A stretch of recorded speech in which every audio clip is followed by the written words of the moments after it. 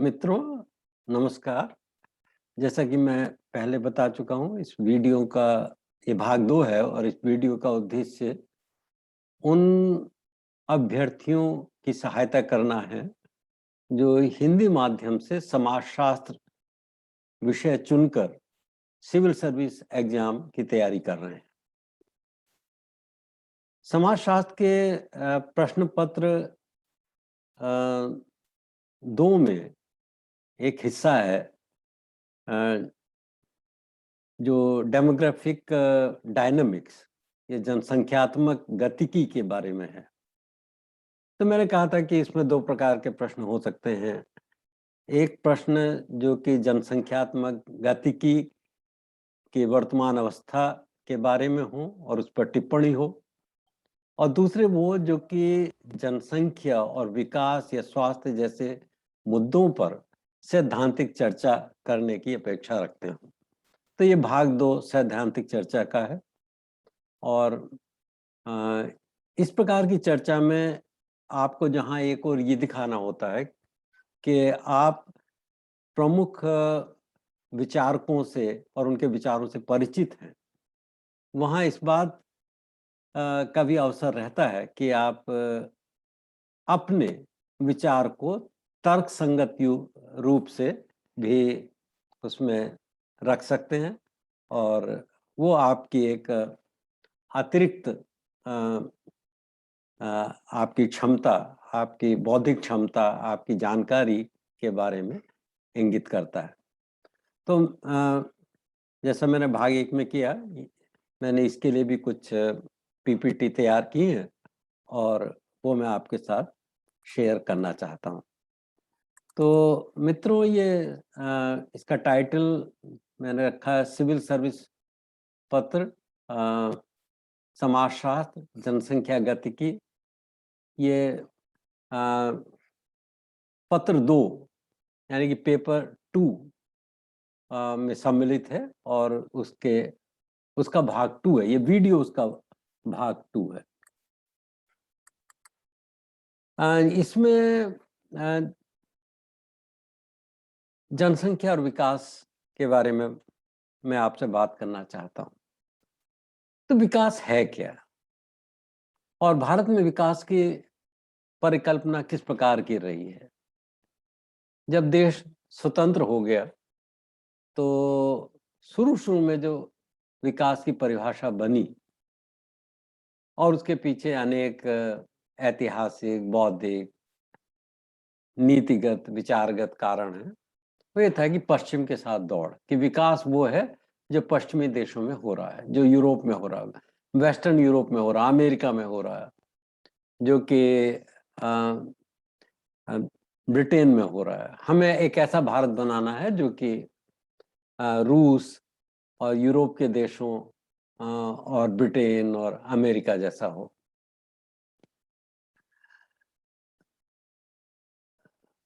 तो उसमें एक सिद्धांत आया, भारत ने एक सिद्धांत को चुना जिसमें कि डब्ल्यू रोस्टो और महालनोबिस के इंडस्ट्रियल सोशलिज्म, पीसी महालनोबिस एक बहुत बड़े संख्या शास्त्री थे और उन्होंने नेहरू जी की नीति संबंधी योजनाओं को प्रभावित किया और ये जो 5 ईयर प्लान का आइडिया था, पंचवर्षीय योजनाओं का जो विचार था, ये महालनोबिस ने नेहरू जी को दिया और इसके पीछे रूस में पंचवर्षीय योजनाओं की नीतियों का प्रभाव था। नेहरू जी, जैसा आप जानते हैं, वो एक औद्योगिक समाजवादी व्यक्ति थे और इसमें मैं इसलिए कह रहा हूँ कॉम्बिनेशन ऑफ रोस्टो और इंडस्ट्रियल सोशलिज्म, क्योंकि इसमें निवेश की बात भी की गई। निवेश के माध्यम से भारत आगे बढ़ेगा। भारत को उस समय बचत तो बढ़ा नहीं सकते थे, बचत बहुत कम थी क्योंकि भारत गरीब देश था और देश की बहुसंख्यक आबादी गरीबी के भी सीमा के नीचे थी।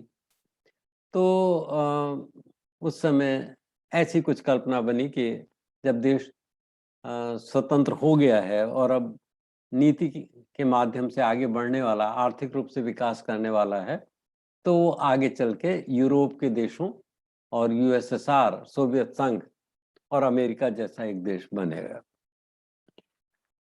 तो यहाँ ये भी कि जब हम यूरोप की बात करते हैं तो खाली ब्रिटेन की बात नहीं करते, बहुत सारे देश यूरोप के जो और नॉर्थ वेस्टर्न, उत्तर पश्चिम के देश हैं जो औद्योगिकरण में सबसे आगे हैं, या जहाँ सबसे पहले औद्योगिकरण शुरू हुआ, तो उन देशों की भी बात करते हैं। लेकिन दूसरी 5 ईयर प्लान, दूसरी पंचवर्षीय योजना में जो हमने देखा कि कुछ हद तक वृद्धि तो प्राप्त की जा सकती है, लेकिन इस इंडस्ट्रियल सोशलिज्म, औद्योगिक समाजवाद के कारण भारत में गरीबी बढ़ती जा रही है। तो फिर न्याय के कंसेप्ट, न्याय की अवधारणा का जन्म हुआ कि वृद्धि हो लेकिन न्याय प्रमुख है। और चौथी पंचवर्षीय योजना के आते आते डेवलपमेंट का मतलब हो गया न्याय और पॉवर्टी रिमूवल, गरीबी हटाओ। और फिर बाद के दिनों में आपने ये शब्द सुना होगा, इंक्लूसिव ग्रोथ या समावेशी विकास। ये 10th 5 ईयर प्लान के बाद समावेशी विकास के कंसेप्ट, उसकी अवधारणा को अधिक बल मिला है, क्योंकि ऐसा माना जाने लगा कि वृद्धि तो हमारे, उस समय ये माना जा रहा था कि वृद्धि तो हमारे यहाँ काफ़ी अच्छी हो रही है, आर्थिक वृद्धि में हमारा देश अच्छा कर रहा है, दुनिया के प्रमुख देशों में है, लेकिन ये विकास सबके लिए उपलब्ध भी होना चाहिए। ये तो उसमें फिर 5 ईयर प्लान में ये भी लिखा गया कि किन के लिए उपलब्ध नहीं है और होना चाहिए। तो ग्रामीण क्षेत्र हैं, पिछड़े क्षेत्र हैं, और कुछ जातियां हैं जो पिछड़ी जातियां हैं, अनुसूचित जाति, जनजातियां हैं, और कुछ रीजन्स हैं हमारे देश के कुछ, और महिलाएं हैं, अल्पसंख्यक वर्ग के लोग हैं। इस प्रकार से कल्पना की गई। उसमें फिजिकली जो डिसेबल्ड या दिव्यांग लोग हैं, तो उनको कैसे आर्थिक विकास में सम्मिलित किया जा सके, इस पे चर्चा शुरू हो गई। और आज हम जब विकास की बात करते हैं तो हम भूमंडलीकरण को नहीं नकार सकते। हम ये भी नहीं नकार सकते कि आज सारी दुनिया कुछ महामारियों से ग्रसित है।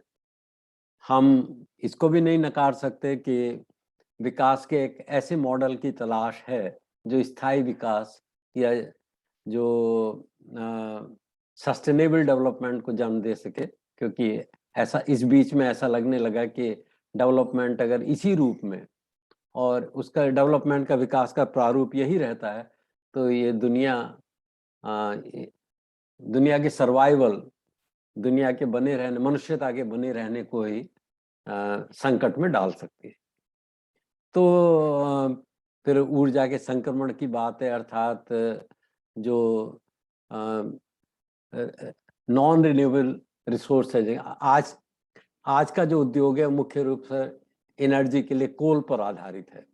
भारत की ये स्थिति है, चीन की ये स्थिति है, और डेवलप्ड कंट्री, विकसित देशों की ये स्थिति है। और इससे क्या हो रहा है कि कार्बन डाइऑक्साइड पैदा हो रही है और टेम्परेचर बढ़ रहा है।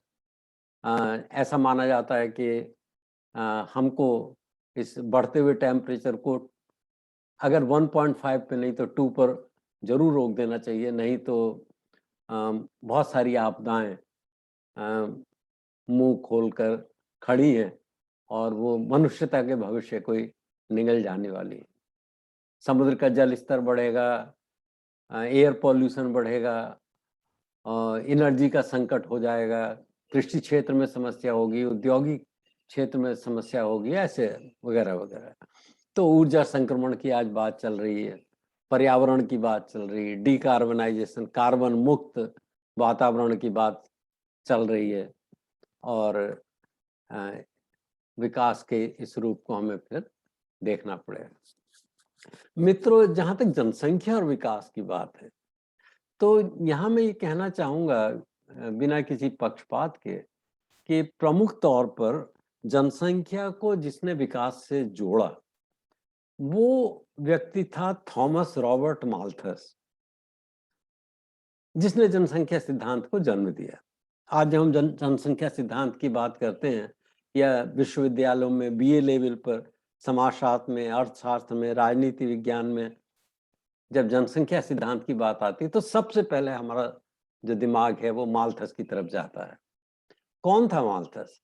माल्थस ब्रिटेन का राजनीतिक अर्थशास्त्र का पहला प्रोफेसर था जो कि ईस्ट इंडिया कंपनी कॉलेज में काम करता था। तो ये मैंने बहुत ही सावधानी पूर्वक इन टर्म्स को चुना है आपको बताने के लिए कि राजनीतिक अर्थशास्त्र का प्रोफेसर था और ईस्ट इंडिया कंपनी में काम करता था। तो इसका मतलब ये कि वो राजनीतिक अर्थशास्त्र की उस समय की मान्यताओं और ईस्ट इंडिया कंपनी की आर्थिक सोच से जबरदस्त प्रभावित था। और एक और बात कि वो पादरी था। 1797 में उसने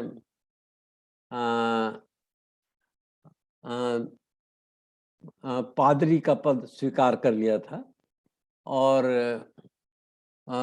उसने फिर एक लेख लिखा।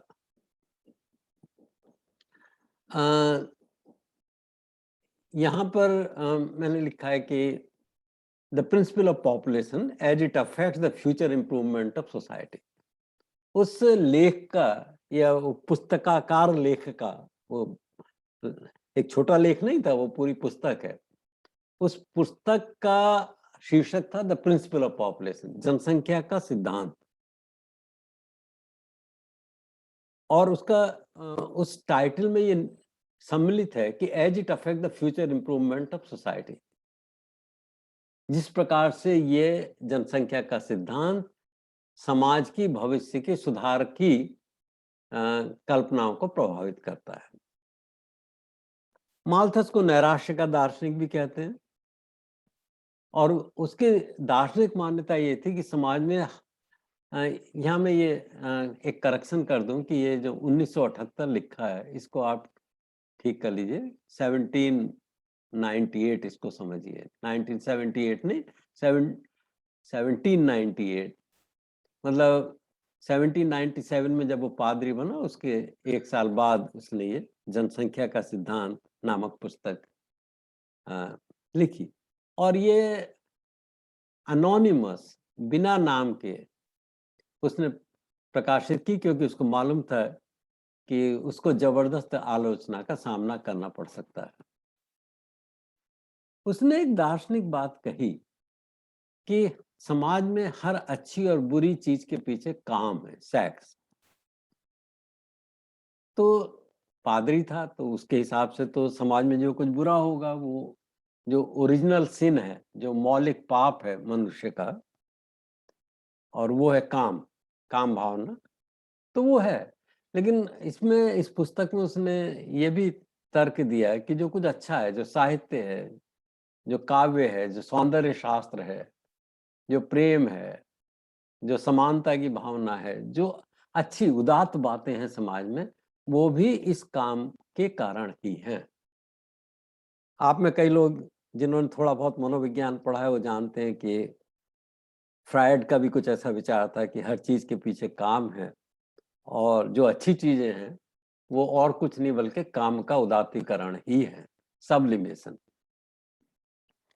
बहुत विवाद हुए और उस विवाद की स्थिति में माल्थस का ही लक्ष्य हो गया कि और आंकड़ों को एकत्रित करे, दूसरे देशों से आंकड़े एकत्रित करे और अपनी बात को तर्क सिद्ध रूप से रखने की कोशिश करे। तो 1798 जबकि ये पहला अंक निकला था जनसंख्या के सिद्धांत का, और 1826 के बीच इस पुस्तक या इस निबंध के 6 एडिशन उसने निकाले।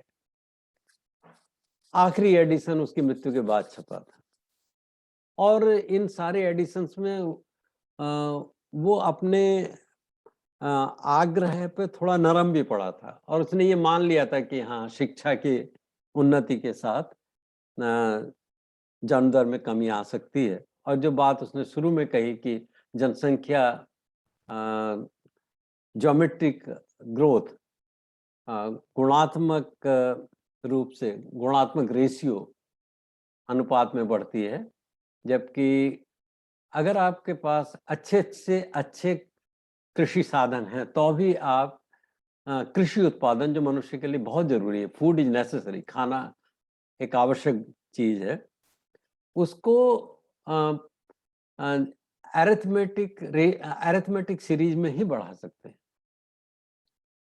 तो गुणात्मक सीरीज का तो मतलब ये है कि 2, 4, 8, 16, 32, 64 जनसंख्या इस तरह से बढ़ेगी और 25-25 साल के अंतराल में सबसे अच्छी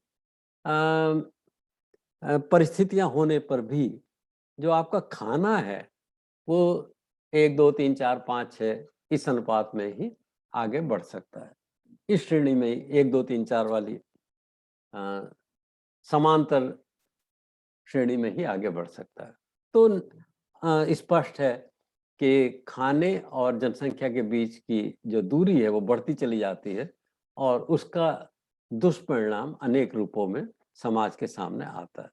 और इस निबंध के साथ ही जनसंख्या की अधिकता, ओवर पॉपुलेशन, जनसंख्या अधिक है, जनसंख्या का नियंत्रण करना चाहिए, अगर जनसंख्या की वृद्धि यही चलती रही तो क्या होगा, इस प्रकार के विचार सामने आने लगे। और इन विचारों को अभी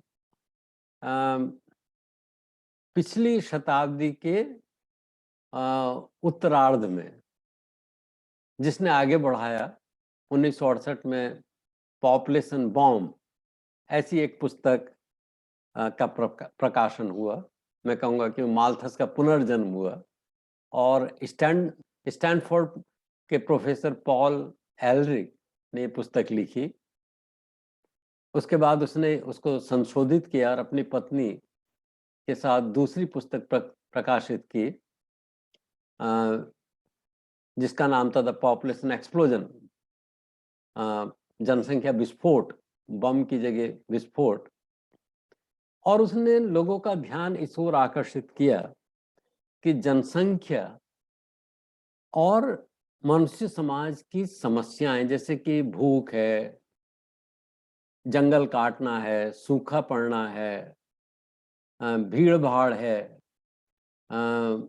नशा है और ग्लोबल वार्मिंग है, टेम्परेचर तापक्रम का बढ़ना है, विश्व के तापक्रम का बढ़ना है, ओजोन लेयर का छेद है और अम्ल की बारिश है और कृषि में कीटाणुनाशकों,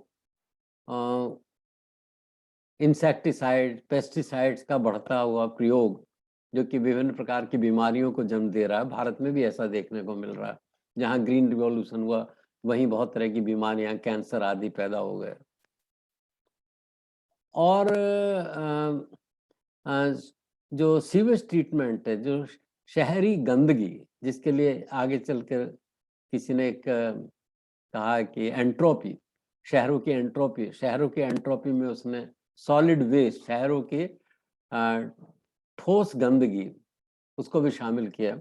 तो इस प्रकार की समस्याएं हो रही हैं और इनके पीछे की प्रमुख वजह जनसंख्या की वृद्धि है। इसने एक बड़ी अच्छी समीकरण को जन्म दिया पॉल एरलिच ने, और उसने कहा कि जो जनसंख्या बढ़ने का जो परिणाम है वो एक्चुअली जनसंख्या से भी अधिक है। जनसंख्या, माल्थस ने तो जनसंख्या की बात की, लेकिन एलरिच उससे भी एक कदम आगे जाते हैं और कहते हैं कि जनसंख्या का अन्य कई चीजों के साथ इंटरेक्शन है, अन्योन्याश्रित है वो। और उसने कहा कि जनसंख्या के बढ़ने का जो भार है, इम्पैक्ट है मनुष्य पर, समाज पर, वातावरण पर, उसको हम ऐसे लिख सकते हैं कि भार बराबर जनसंख्या गुणा समृद्धता है, एफ्लुएंस। गुणा तकनीकी का प्रकार, टी, टी फॉर तकनीकी, P equal I for impact, भार या प्रभाव, I equal to P A T. और तब फिर ऐसा भी माना जाने लगा कि वर्तमान आर्थिक स्थिति प्रति व्यक्ति आर्थिक आय को बनाए रखने के लिए भी हमको एक डेमोग्राफिक हमको निवेश की जरूरत होती है। जैसे कि अगर हमारी जनसंख्या, ये अर्थशास्त्र का सिद्धांत है, लेकिन मैं आपको ऐसे बता दूं कि अगर कोई जनसंख्या 2% पर ईयर पर बढ़ रही है और उसकी आय भी 2% पर बढ़ रही, तो वो लोग जहां हैं वहीं रहेंगे। और आय को बढ़ाने के लिए एक मॉडल के हिसाब से कैपिटल आउटपुट रेशियो या इंक्रीमेंटल कैपिटल आउटपुट रेशियो का महत्वपूर्ण योगदान है। अगर हम कैपिटल आउटपुट रेशियो को 4 मान लें, ये एक जैसा नहीं होता, एक समान नहीं होता, लेकिन कल उदाहरण के लिए अगर हम इसको 4 मान लें तो 4 गुणा 2 8।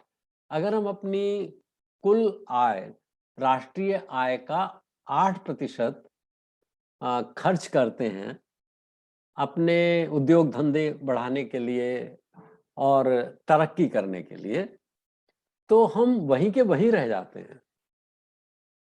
जब देश आजाद हुआ था तो 8% का निवेश करना भी एक कठिन स्वप्न जैसा ही था, क्योंकि गरीबी थी, लोग बचत नहीं कर सकते थे, उनकी आवश्यकताएं ही पूर्ति नहीं हो पा रही थी। इसलिए उसको इस इन्वेस्टमेंट को जिसको करते हुए भी हम वहीं के वहीं बने रहते हैं, इसके लिए एक शब्द का हम प्रयोग कर सकते हैं, जननांकीय निवेश उच्च। तो जब जनसंख्या बढ़ती है तो जननांकीय निवेश करना पड़ता है ताकि हम वहीं बने रहें। अगर जनसंख्या 2% के हिसाब से बढ़ रही, जैसा कि भारत में स्वतंत्रता के 1 दशक के बाद हो गया, और कैपिटल आउटपुट रेशियो 4 हो, तो 8% के इन्वेस्टमेंट, 8% के निवेश से हम जिस गरीबी की हालत में वहीं पड़े रहेंगे, कोई तरक्की नहीं होगी। मैं इसमें एक और सुधार करना चाहता हूं, क्योंकि मेरा मूल्य शिक्षा में भी अट्रैक्शन है मुझे, तो कि हम इस समीकरण को इस तरह से भी लिख सकते हैं, I equal to PATV, where V stand for जीवन मूल्य। V एक संकेत है जीवन मूल्यों के लिए। ऑब्वियसली स्पष्ट है कि अगर हम पश्चिमीकरण की तरफ भागते हैं तो उसका प्रभाव कहीं ज्यादा होगा अपेक्षाकृत इसके कि हम गांधी के स्वदेशी और स्वराज के मॉडल को अपनाएं और अपनी आवश्यकताओं को सीमित करें। अगर हमारी आवश्यकताएं सीमित होंगी तो उसी जनसंख्या P, उसी समृद्धता A और उसी तकनीकी के प्रकार T के बावजूद भविष्य में मनुष्यता के लिए संकट कम होगा। और इसके बाद हार्डिंग तो और भी एक कदम आगे जाते हैं।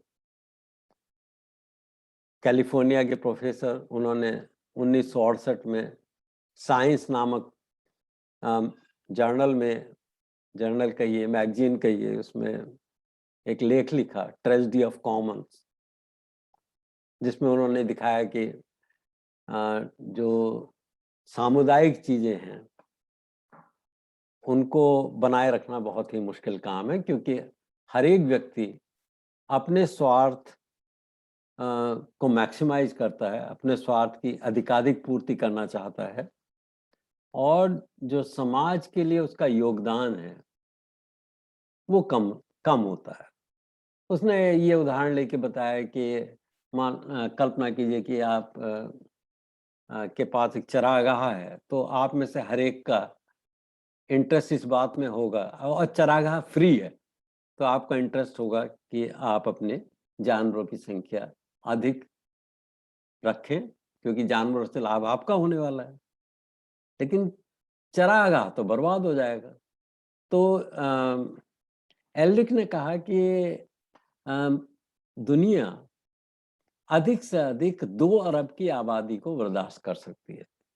अगर 2 अरब से अधिक की आबादी होगी, आज तो 7 अरब से भी अधिक की आबादी है दुनिया की, तो ऐसी आबादी को सुख के साथ और विकास के परिप्रेक्ष्य में उसको बनाए रखना ये असंभव है, विकसित नहीं हो सकते। तो हार्डी ने एक शब्द इस्तेमाल किया कि आप जनसंख्या बढ़ने के साथ संस्कृति का क्या स्तर चाहते हैं। उसी आबादी को अगर आप असंस्कृत असभ्य रूप में रहना चाहते हैं, आप अफ्रीका की पर कैपिटा इनकम पे रहना चाहते हैं, तो आप अधिक जनसंख्या भी मेंटेन कर सकते हैं। लेकिन अगर आपको अमेरिका का स्टैंडर्ड चाहिए, जर्मनी का स्टैंडर्ड चाहिए, तो कम जनसंख्या मेंटेन करना भी मुश्किल का दुरूह कार्य होगा। तो इस तरह से जनसंख्या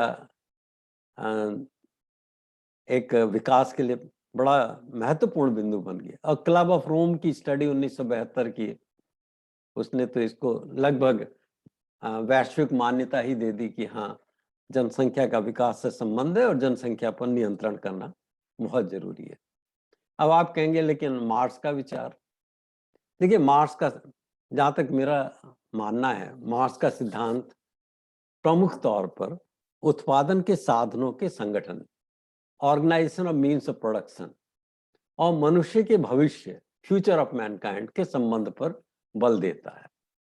अगर आप मनुष्य का एक बेहतर भविष्य देखना चाहते हैं, जहां ऊंच नीच ना हो, गरीबी ना हो, असमानता ना हो, बीमारियां ना हो, उच्च शिशु मृत्यु दर ना हो, मैटरनल मॉर्टेलिटी रेट ना हो, चाइल्ड मॉर्टेलिटी कम हो, आदि आदि, और लोगों में पारस्परिक प्रेम और सौहार्द का वातावरण हो, तो उसके लिए उत्पादन के साधनों को सामूहिक स्वामित्व में लाना पड़ेगा। ये मार्क्स का सिद्धांत है। सीधे सीधे जनसंख्या का सिद्धांत मार्क्स के पास नहीं है। हाँ, इनडायरेक्ट रूप में फिर जब माल्थस, पॉल एलरिच, हार्डिंग आदि के अतिरेकवादी जनसंख्या सिद्धांतों को स्थापित किया जाने लगा अविकसित देशों के विकास के संदर्भ में 50s में, 60s में, 50-60 के दशक में, तो एक जो मार्क्सवादी थे उन्होंने कहा, और फैमिली प्लानिंग की बात आई तो मार्क्सवादियों ने कहा कि नहीं नहीं, फैमिली प्लानिंग भी तभी सफल होगी जब कि हम एक समान न्यायपूर्ण समाज की स्थापना कर सकें, और एक श्रमिक, एक मजदूर, एक कृषि मजदूर और सीमांत कृषक, मध्यम कृषक, उसके जीवन स्तर में कुछ सुधार हो सके। तो वो फिर कम बचे। एक सिद्धांत भी है समाजशास्त्र में जिसके अनुसार, जिसको कहा गया सोशल कैपिलरी थ्योरी, जिसके अनुसार यूरोप में परिवार नियोजन के अभाव में लोगों ने इसलिए कम बच्चे पैदा करना शुरू कर दिया क्योंकि उनको लगा वहाँ का जो सोशल मोबिलिटी, सामाजिक गतिकी का जो एक स्वरूप वहाँ बन रहा था उसके, और एक स्कूल टीचर का बच्चा प्रोफेसर बन रहा था, एक कारपेंटर का बच्चा इंजीनियर बन रहा था, तो उन लोगों को लगा, वहाँ युग्मों को ऐसा लगा, कपल्स को ऐसा लगा कि अगर बच्चों की संख्या सीमित होगी तो जैसे कि कैपिलरी ट्यूब में होता है कि उसके मोटाई अगर कम होगी तो हाइट ज़्यादा होगी, उसके अंदर लिक्विड हायर लेवल तक जा सकता है। तो बच्चों की संख्या अगर सीमित होगी तो वो उनके लिए और उनके बच्चों के लिए भी, दोनों के लिए एक लाभप्रद बात होगी, और इसलिए बच्चों की संख्या सीमित करनी चाहिए। जबकि राज्य व्यवस्था बच्चों की संख्या सीमित करने के सिद्धांत का विरोध कर रहा था, तो अभी व्यक्तिगत स्तर पर धर्म और राज्य का विरोध सहते हुए भी लोगों ने अपने अपनी रूप से और प्राकृतिक साधनों का प्रयोग करते हुए परिवार नियोजन अपनाया। आज उल्टा है, आज स्टेट एनकरेज कर रहा है और artificial means of birth control available, कृत्रिम गर्भ निरोधक उपलब्ध हैं। उस समय ऐसा नहीं था। तो क्योंकि जो गर्भ निरोधक थे राज्य और कैथोलिक चर्च उनका विशेष रूप से विरोध करती थी। जूलियन साइमन ने इसका उल्टा विचार रखा। उसने कहा कि नहीं, जनसंख्या हमेशा अच्छी चीज है, क्योंकि मनुष्य एक क्रिएटिव प्राणी है, विचारशील है और सृजक है। तो उसमें सृजन क्षमता, उसकी बौद्धिक सृजन क्षमता होने के कारण कोई भी जनसंख्या होगी वो ऐसे साधन निकाल ही लेगा जिससे कि वो सुखी संपन्न रूप से रह सके। और उसने बताया कि किस तरह से प्राइसेस, दाम है धातुओं की और महंगी चीजों के दाम लोगों की आय की अपेक्षा घट रहे हैं, न कि बढ़ रहे हैं। जनसंख्या बढ़ रही है लेकिन जो प्राइसेज हैं वो घट रहे हैं। गांधी ने भी कुछ कुछ ऐसी बात कही जो मालथस से मिलती जुलती थी।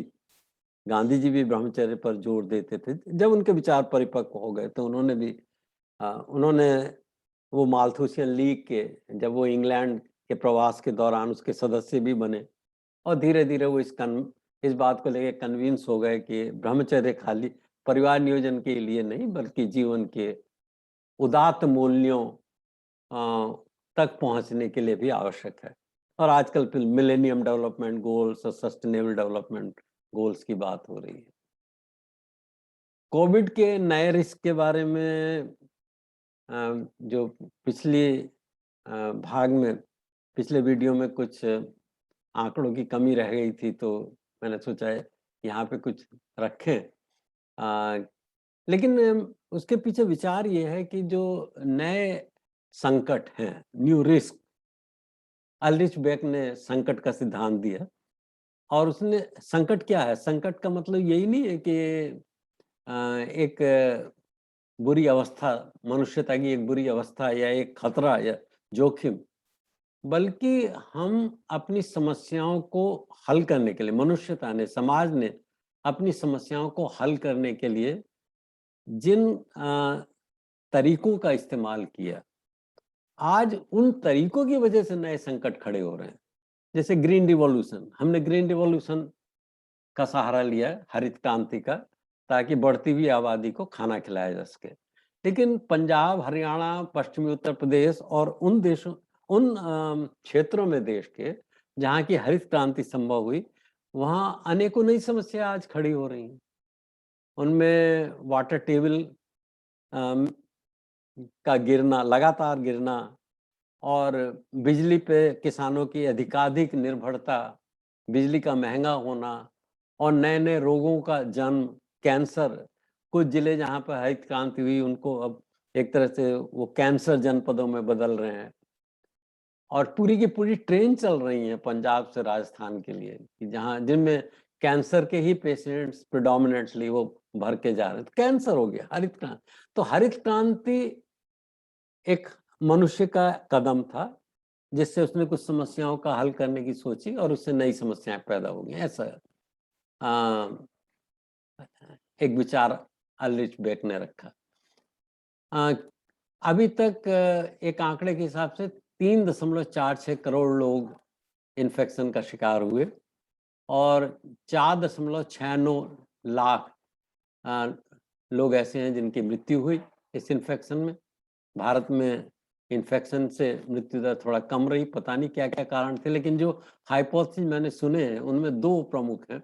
एक तो बीसीजी, कि भारत के लोगों को बचपन में बीसीजी का टीका लगा हुआ था और उससे एक प्रोटेक्शन मिला इन्फेक्शन के खिलाफ। और दूसरा कि भारत के लोग गरीबी और माल न्यूट्रिशन और गंदगी में रहने के, अधिकांश लोग वो इसके आदी हैं और इससे उनमें अंदर एक क्योंकि वो ऐसे वातावरण में रहते ही हैं तो उनमें एक इम्यूनिटी है जो कि समृद्ध देशों में और साफ वातावरण में रहने वाले आधुनिक लोगों में, अमेरिका में, यूरोप में और तरक्की शुदा देशों में नहीं है। लेकिन मैं ये भी कह सकता हूँ कि शायद हमारा इंडिजिनस मेडिसिन सिस्टम, आपने सुना होगा कि कोरोना के टाइम में कैसे तरह तरह के काढ़े पिए जा रहे थे और कैसे लोग कोरोनिल और दूसरी दवाएं, आयुर्वेदिक दवाइयाँ उनका प्रयोग कर रहे थे, शायद उससे भी कुछ रोक लगी हो और भारत में मृत्यु दर की स्थिति वो कभी नहीं रही कोरोना में जो कि दूसरे देशों में रही। मुझे लगता है कि 2021 में जो जनसंख्या की वृद्धि है वो 0.8 से 1.3% के आसपास रही होगी। अब आंकड़े जब आएंगे जनगणना के तभी पता लगेगा, क्योंकि डेथ रेट कोरोना की वजह से जो ओवरऑल भारत की आबादी इतनी है कि ओवरऑल जो मृत्यु दर है उसमें शायद 5.5% से अधिक की बढ़ोतरी ना हुई हो, ऐसा मेरा अनुमान है। जो जनसंख्या गतिकी के आंकड़ों को लेके, कोरोना के आंकड़ों को लेके हम निकाल सकते हैं। तो फिर लेकिन आगे तीसरी लहर आ सकती है। बात ये कि हम इन विचारों अगर इन पे एक-एक विचार पे हम बात करें तो बहुत लंबा समय हो जाएगा, लेकिन संक्षेप में मैं ये कहना चाहता हूँ, यह इसका जो निष्कर्ष है जो मैंने अभी आपके सामने लगभग आधे घंटे में ये बात रखी, वो ये कि चाहे माल्थस हो, चाहे हार्डिन हो, चाहे एलरिक हो, चाहे क्लब ऑफ रोम की स्टडी हो, चाहे फ्रायड हो और चाहे हमारे गांधी जी हो, एक चीज तो सामान्य रूप से सभी विचारकों में देखी जाती है कि मनुष्य की सतत प्रसन्नता, कंटिन्यूअस हैप्पीनेस एंड डेवलपमेंट, वो असंभाव्य है। और इन ये सभी लोग कहीं ना कहीं उसमें काम, प्रेम और जनसंख्या को माल्थस के हिसाब से, क्योंकि सेक्स इसी रूप में, सेक्सुअल जो टेंडेंसी है, कामेच्छा मनुष्य में, वो इसी रूप में बने रहने वाली है, उसमें परिवर्तन नहीं होने वाला। और खाना जीवित रहने के लिए एक अत्यंत आवश्यक चीज है। तो इन दो पोस्टुलेट्स को, दो मान्यताओं को लेके जो उसने एक सिद्धांत बनाया कि जनसंख्या ज्योमेट्रिक सीरीज में बढ़ेगी और पॉपुलेशन अधिक से, सॉरी, जनसंख्या ज्योमेट्रिक सीरीज में बढ़ेगी और फूड अधिक से अधिक अरिथमेटिक सीरीज या समानांतर श्रेणी में ही बढ़ सकता है। तो फिर चॉइसेस क्या, अगर ऐसी स्थिति है तो चॉइस क्या है? माल्थस के हिसाब से तो मॉरल रेस्ट्रेंट एक चॉइस है। मॉरल रेस्ट्रेंट का मतलब है कि विवाह ना किया जाए, स्त्री और पुरुष विवाह ना करें, चर्च का या ब्रह्मचर्य का या धर्म का या नैतिकता का जीवन जिए, ये एक संभावना है। दूसरी संभावना है कि वो जिसको उसने दोष माना, उसने उसको अच्छी चीज नहीं माना, लेकिन उसने कहा कि ये संभावना है कि कामेच्छा भी पूरी हो, लेकिन उससे जनसंख्या ना बढ़े, मतलब बच्चे ना पैदा हों। तो वो सारी चीजें जो कि मनुष्य जिनके वो साधन जिनके इस्तेमाल करने से मनुष्य अपने लैंगिक सुख को प्राप्त कर सकता है, लेकिन बच्चे पैदा नहीं करता, वो सब दोष के अंदर आते हैं। यानी कि वाइस वाइस ये वाइस है। और अगर ना तो हम नैतिक नियंत्रण का पालन कर, नैतिक संयम का पालन करेंगे, और ना दोषयुक्त आचरण करेंगे। है दोषयुक्त, लेकिन दोषयुक्त आचरण का भी एक लाभ तो है कि जनसंख्या में वृद्धि नहीं होती। तो फिर प्रकृति की ओर से कष्ट आते हैं। और उसने जनसंख्या के नियंत्रण पे कहा कि प्रिवेंटिव चेक, या तो मनुष्य अपनी तरफ से जनसंख्या पर नियंत्रण कर ले। प्रिवेंटिव चेक में ये सारी चीजें हो सकती हैं, मॉरल रेस्ट्रेंट, नैतिक संयम भी हो सकता है, दोषपूर्ण व्यवहार भी हो सकता है, और नहीं तो फिर प्रकृति जनित या पॉजिटिव चेक्स जो मृत्यु दर को बढ़ाने वाले होते हैं, उनके माध्यम से जनसंख्या पर नियंत्रण हो ही जाता है। क्योंकि जनसंख्या असीमित नहीं हो सकती। जब खाने के साधन, जब खेत खलियान सीमित हैं और जब खाना सीमित है, जब और दूसरे भौतिक साधन जो जीवन के लिए ज़रूरी हैं, वो सब सीमित हैं, तो जनसंख्या असीमित नहीं हो सकती। एल्ड्रिक ने तो ये तक कह दिया कि 2 अरब, अधिक से अधिक 2 अरब होनी चाहिए जनसंख्या, इससे ज़्यादा नहीं। आज हम जिस समाज में रहते हैं उसमें, जैसे कि मैंने भाग 1 में कहा कि भूमंडलीकरण का समय है, चीज़ें जटिल हो रही हैं, जोखिम से भरी हैं। जोखिम एक जगह से दूसरी जगह जाते हैं। कोरोना चीन में पैदा हुआ और आज उसने सारी दुनिया को अ अ अ, सारी दुनिया को प्रभावित कर रखा है और समाज में, दुनिया में अनिश्चितताएँ बढ़ रही हैं, कॉम्प्लेक्सिटी और अ, अनसर्टेनिटी और रिस्क, जोखिम, संकट ये। और अल्रिच बेक ने तो ये भी कह दिया कि हर संस्था रिस्क में है। रिस्क माने उसके हिसाब से जो रिस्क था, एक तो संकट होता है कि कितना खतरा, कितनी बड़ी चुनौती है हमारे लिए, और दूसरा उस चुनौती की प्रायिकता क्या है, ऐसा हो जाएगा, उसकी संभावना क्या है। प्रायिकता और संकट को गुणा करने से हमको रिस्क मिलता है। और अल्रिच बेक ने कहा कि संकट बढ़ रहे हैं और हर संस्था संकट में है। तो क्या करें हम फिर? यहाँ पे आप अपना मौलिक विचार भी रख सकते हैं। इस यहाँ तक आते-आते निबंध में वो स्थिति बनती है कि आप अपनी बात, तो एक बात ये हम कह सकते हैं कि अ, अगर हम पी-ए-टी, वी इन सब का उल्टा कर दें, इनका व्युत्क्रम ले लें, तो जनसंख्या के प्रभाव भी घटने शुरू हो जाएँगे। अब आपको ये तय करना है कि आप जनसंख्या को घटाएँ या समृद्धि को घटाएँ या तकनीकी के नए स्वरूप विकसित करें जिससे कि अ अ, नवीनी अ, ऐसे साधनों का प्रयोग करें ऊर्जा के लिए जिनका नवीनीकरण हो सके। अ, ऊर्जा के अनवीकरणीय संसाधनों के स्थान पर नवीकरणीय संसाधनों का अधिक प्रयोग करें। ये एक संभावना है, जिस दिशा में आज बहुत सारे देश और बड़े-बड़े विचारक अ, मनुष्य के भविष्य की कल्पना कर रहे हैं कि सौर ऊर्जा की तरफ चलें, पवन चक्की की ओर चलें और कोयले का कम से कम प्रयोग करें। लेकिन देखना होगा कि क्या पनचक्की के और सौर ऊर्जा के ऐसे तकनीकी साधन विकसित किए जा सकते हैं कि वो इतनी अधिक मात्रा में, जिसके लिए हम कोल पर डिपेंड हो गए हैं। और ये डिपेंडेंसी खाली विकसित देशों में ही नहीं है, साम्राज्यवादी देशों में ही नहीं, बल्कि जो जिनको कहा जाता है सब इम्पीरियलिस्टिक कंट्रीज, तो उन उन देशों या चीन और भारत, ये भी कोयले के प्रयोग और वातावरण को प्रदूषित करने में इनका भी बहुत बड़ा योगदान है। तो इन्हें भी अपने आय पर नियंत्रण लगाना पड़ेगा और कोयले के उत्पादन पर नियंत्रण लगाना पड़ेगा। धन्यवाद। तो मैं संक्षेप में ये बताऊँ कि 2 मिनट में पूरे अ, वक्तव्य का सार ये है कि जनसंख्या का विकास से एक संबंध है।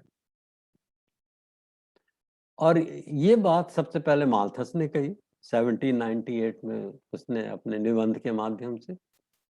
और फिर तमाम बड़े-बड़े जिन लोगों का समाजशास्त्र पर, अर्थशास्त्र पर, राजनीतिक विज्ञान पर प्रभाव है, ऐसे तमाम लोगों ने ऐसी बातें कही।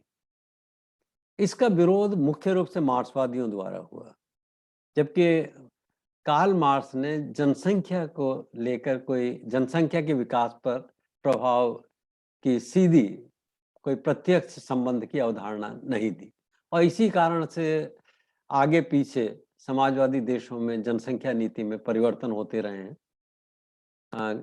जिस चीन ने कल्चरल रिवॉल्यूशन या सांस्कृतिक क्रांति के समय में कहा था कि जनसंख्या का विचार एक प्रतिक्रियावादी विचार है या ये पूंजीवादी विचार है, और उसने माल्थस के साहित्य में आग लगा दी और डेमोग्राफी डिपार्टमेंट्स भी डिस्ट्रॉय कर दिए। एक ऐसा भी युग आया जब कि उसी सरकार ने फिर कहा कि भाई एक बच्चा, एक बच्चे से अधिक नहीं होना चाहिए। इसी तरह रूस में समाजवादी सरकार आई और उसने कुछ ही दिन में देखा कि वहाँ तो वृद्धि से भी अधिक बड़ी समस्या ये है कि यूरोप और एशियन भागों में बढ़ती हुई जनसंख्या की दूरी के जो सोवियत संघ का जो यूरोपियन हिस्सा था, उसके डेमोग्राफिक ट्रेंड्स और जननांकीय प्रवृत्ति काफ़ी कुछ यूरोप जैसी थी, और जो एशियन कंट्रीज और जो एशियन पार्ट था, जो एशियन भाग था, उसकी डेमोग्राफिक टेंडेंसीज लगभग और एशियन कंट्रीज जैसी थी, और वहाँ मुस्लिम जनसंख्या की बहुलता भी थी। तो वो मुस्लिम फैक्टर ये भी हो सकता है उसमें, जो भी। जबकि ऐसा नहीं है कि सारी मुस्लिम देशों में जन्म दर अधिक हो, और काफ़ी कुछ किसी भी धर्म को मानने वाले लोग हों, उनमें जन्म दर के सामाजिक, आर्थिक, शैक्षिक और दूसरे नियामक हैं। तो और एक बात, जूलियन साइमन ज़रूर एक ऐसा है जो कहता है कि मनुष्य मूल रूप से एक सृजक प्राणी है। वो नई-नई साधनों का सृजन करता है, नए-नए विचारों का नए-नए विज्ञानों का सृजन करता है, और वो उसमें वो क्षमता है कि उसकी जनसंख्या कितनी भी हो, वो अपना रास्ता निकाल लेगा, और वो जनसंख्या भी बढ़ती रहेगी, और मनुष्य के सुख का जो मापन है, वो भी बढ़ता रहेगा। वो अधिक जनसंख्या में भी अधिक प्रसन्न रहने की स्थिति में आ सकता है। खैर, मेरी तो मान्यता ये है, और आप इसको तर्कसंगत रूप से रख भी सकते हैं, कि जनसंख्या और विकास के संबंधों को नकारा नहीं जा सकता। हाँ, ये चॉइस आपकी है कि अगर आपको जनसंख्या पर नियंत्रण करना है, तो उसके लिए नैतिक नियमों का पालन करें, मॉरल रेस्ट्रेंट्स। नैतिक संयम, गांधी जी ने संयम की बात की, माल्थस ने संयम की बात की, तो वो एक तरीका है। कुछ हद तक जबरदस्ती का संयम भी हो सकता है। आज जो मैंने भाग 1 में बताया था कि हमारे यहाँ टोटल फर्टिलिटी रेट, कुल प्रजनन दर 2.0 तक आ गया, गिर गया। तो एक तरह से देखने से लगता है कि जनसंख्या की समस्या हल हो गई। लेकिन वैवाहिक प्रजनन दर आज भी काफ़ी उच्च स्थिति में है, जो ये दिखाता है कि हमारे समाज महिलाओं पर कुछ इस प्रकार का बल लगा रहा है कि वो शादी ना करें या देर से शादी करें। जैसे कैरियर ओरिएंटेड वीमेन है, उनमें एस्पिरेशंस आ गई, और परिवार का नेग्लेक्ट एक चिंता का विषय हो जाता है। तो जो भी हो कि ये पितृसत्तात्मक परिवार जो हमारे देश के हैं, ये आप जगह-जगह देखिए कि महिलाओं पर ही अत्याचार हो रहे हैं। शादी देर से करे महिला, तब जन्म दर में कमी आएगी। ना करे शादी, तब जन्म दर में कमी आएगी। और अगर शादी हो जाती तो महिलाएं की ही प्रमुख ज़िम्मेदारी है, महिला का ही उत्तरदायित्व है कि वो नसबंदी साधनों को अपनाए। पुरुष का नहीं है, पितृसत्तात्मक। तो मुझे लगता है कि फिर हमको कुछ ऐसी स्थिति में जाना पड़ेगा कि कि जिसके अनुसार अ, हम एक समान समाज भी बने रहें, और ये जो पितृसत्तात्मक स्थिति है, ये भी समाप्त हो, और जनसंख्या पर नियंत्रण। तो या तो नैतिक संयम है, या फिर दोष है, दोषपूर्ण आचरण। दोष परिवार नियोजन का साधन एक दोषपूर्ण आचरण है, माल्थस के हिसाब से, गांधी के हिसाब से दोषपूर्ण आचरण। और अगर आप ऐसा नहीं करते, तो फिर तो संकट है ही। भूमंडलीकरण का संकट है, प्राकृतिक आपदाओं का संकट है, वो विश्व स्तरीय है। और क्लब ऑफ रोम की स्टडी ने जैसा बताया, तो और तमाम तरह के संकट है। बढ़ती हुई जनसंख्या के साथ मनुष्य के विकास को तो सुरक्षित नहीं रखा जा सकता। तो एक संबंध है और जो मार्क्सवादी दृष्टिकोण से इस विचार के विरोध में अपनी बात रखते हैं, तो इस पे काफ़ी चिंतन हो चुका है। रेमंड आरम उसने कहा कि मार्क्सवाद तो एक किस्म से बुद्धिजीवियों की अफ़ीम है। मैं इस बात से पूरी तरह सहमत नहीं हूँ कि मुझे लगता है कि मार्क्सवाद एक ऐसा विचार है जिसने समानता और भाईचारे और मनुष्यता का विचार हमेशा के लिए मनुष्य के आगे रख दिया और उसको इग्नोर नहीं कर सकते। कोई भी समाज होगा, आज मनुष्यता, एकता, समानता को, समावेशी विकास के विचार को इसकी अवहेलना नहीं कर सकते। तो है योगदान, लेकिन जहाँ तक जनसंख्या की बात है, तो वो तो समाजवादी समाज का भी इतिहास यही बताता है कि जनसंख्या को गंभीरता से लेना पड़ेगा। बहुत-बहुत धन्यवाद, शुभेच्छा। अब मैं अपनी बात यहाँ समाप्त करता हूँ। मुझे आशा है कि यदि अ, जनांकीय गतिकी पर कोई प्रश्न आता है, जिसका संबंध जनसंख्या और विकास के संबंध से हो, तो आप अब उसका एक अच्छा उत्तर लिख सकते हैं और पढ़िए, पढ़ना तो पड़ेगा ही। धन्यवाद।